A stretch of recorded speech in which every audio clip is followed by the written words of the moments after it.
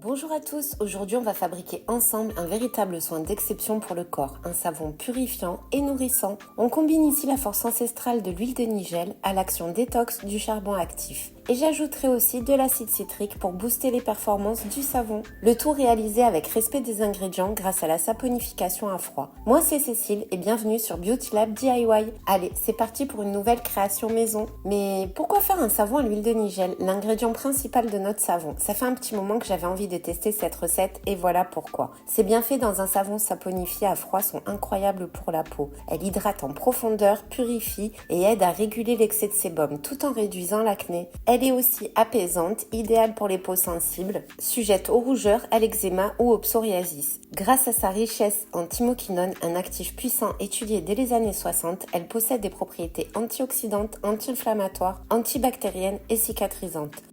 Le charbon actif, quant à lui, est un véritable aimant à impuretés. Il nettoie la peau en profondeur et absorbe l'excès de sébum pour une peau plus nette. On commence par préparer la lessive de soude. Protège-toi bien avec des gants, un masque, lunettes de protection et des vêtements adaptés.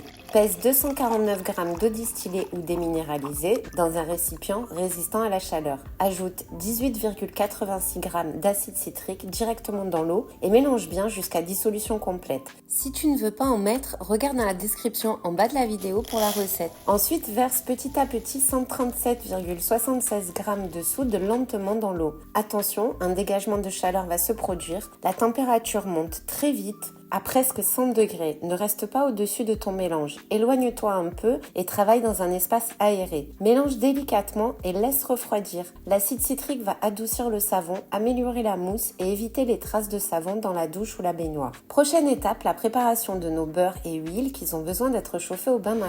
Pèse 174 g de beurre de cacao. Riche et nourrissant, il est excellent pour les peaux sèches. Il aide aussi à former une barrière protectrice qui retient l'hydratation. Et pèse 135 g de beurre de karité, ingrédient incontournable pour ses propriétés hydratantes et réparatrices. Il est idéal pour apaiser et adoucir les peaux sensibles ou irritées. Pour finir, pèse 130 g d'huile de noix de coco. La mienne est sous forme semi-liquide. C'est l'été à l'heure où je tourne cette vidéo et la température extérieure est assez chaude. Connue pour son pouvoir nettoyant, elle crée une mousse abondante, dense et généreuse. Elle apporte aussi de la dureté au savon. Place-les au bain-marie à feu doux. Pendant ce temps, on prépare les huiles qui n'ont pas besoin d'être chauffées. La star de notre savon, l'huile de nigel. Verse-en 270 g. Ajoute ensuite 193 g d'huile d'olive, connue pour sa douceur et ses propriétés hydratantes. Elle rendra le savon très doux pour la peau. Et 41 g d'huile de ricin. Elle contribue à une mousse riche et crémeuse et elle est très nourrissante pour la peau. La prochaine étape, on prépare les options. Pour ce savon, ce sera du charbon actif, de l'huile essentielle de cèdre de l'Atlas et une huile parfumée. Commence par peser 1 g de charbon actif. Pour qu'il se mélange correctement dans la pâte à savon, je te conseille de le diluer avec une petite cuillère à café d'huile, celle qu'on vient de préparer. Mélange bien pour le dissoudre et mets-le de côté. On passe maintenant à l'huile essentielle de cèdre de l'Atlas. Verse-en 14 g. Purifiante et astringente, elle va stimuler la microcirculation cutanée et elle ajoute un parfum boisé. L'huile parfumée, j'ai choisi Amberwood Twilight de Brambleberry. Verse-en 21 g. Few moments later. Bon, n'hésite pas à enlever la protection. Tu peux utiliser une pipette, c'est encore mieux. Le parfum est doux, envoûtant. Il sent la bergamote sucrée, le jasmin et l'orchidée vanille avec un fond d'ambre et de musc. Elle sent super bon. Tu trouveras le lien dans la description. Maintenant que tout est prêt, rassemble les huiles froides avec les beurres et l'huile de coco fondue. Mélange un peu pour bien les lier entre elles. Allez, ma partie préférée. Vérifie la température entre 30 et max 40 degrés. La température doit être similaire entre les huiles et la lessive de soude. Verse délicatement la lessive de soude dans les huiles.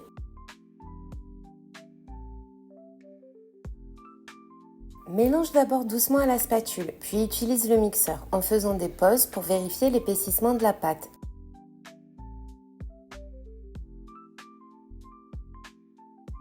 Cette étape s'appelle la trace, dès que la pâte recouvre ton mixeur ou ta spatule. Ajoute maintenant l'huile essentielle de cèdre, mélange et ensuite l'huile parfumée et mélange encore un peu. Pour le design, je prélève environ un tiers de la pâte que je mets dans un autre récipient.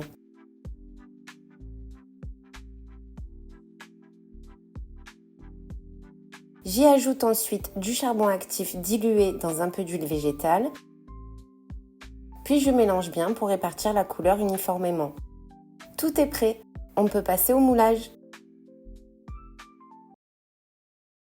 Oh, petit contretemps vidéo, désolé, mon espace de stockage était plein. Le temps de libérer un peu de place, la pâte a un peu épaissi. J'ai donc commencé par verser la couleur la plus claire en alternant avec la pâte au charbon actif pour créer l'effet marbré. On tapote le moule pour chasser les petites bulles d'air. Puis, si tu veux t'amuser, trace quelques tourbillons avec une baguette pour donner encore plus de style à ton savon.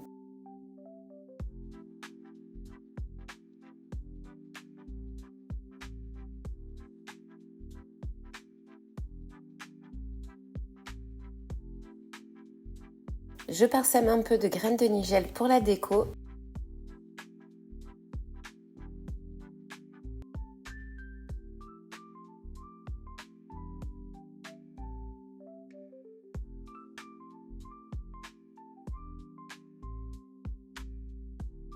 Et hop, on le laisse reposer 24 à 48 heures. Le lendemain, il est prêt, on va le démouler.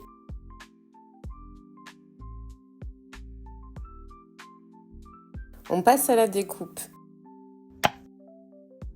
Waouh, il est trop mignon!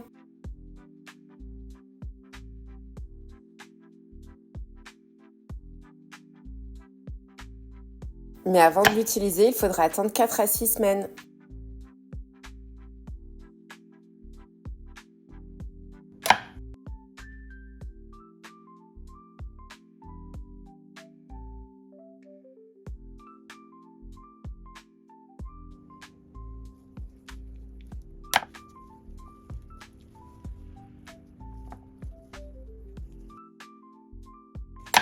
Merci d'avoir partagé ce moment avec moi. Si tu as aimé, pense à liker, t'abonner et à activer la cloche pour ne rater aucune des prochaines créations DIY. À très vite!